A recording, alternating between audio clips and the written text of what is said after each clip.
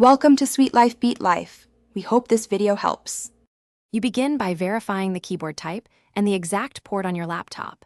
This matters because USB-A, USB-C, and Bluetooth require different steps. Once done, make sure your laptop is awake and not in sleep mode so the OS detects new hardware. Close any apps that might block drivers. Next, physically position the keyboard and gather any adapters or dongles. If Bluetooth, open Settings and turn Bluetooth on so the device will be discoverable. You now connect the keyboard. Insert the cable or dongle firmly. Wobbly connections cause intermittent input.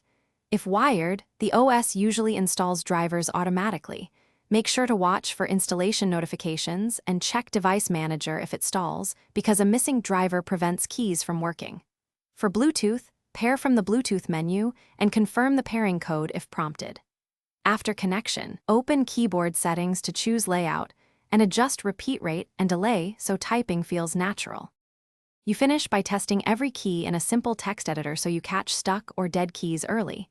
Typing short sentences reveals layout mismatches. Then make sure power settings won't sleep USB devices, disable selective suspend if needed, and confirm the keyboard is set as the primary input. If it still fails, retry pairing or swap ports, update or reinstall drivers, and reboot the laptop. If problems persist, try the keyboard on another computer. Thanks for watching. Consider subscribing if we helped you.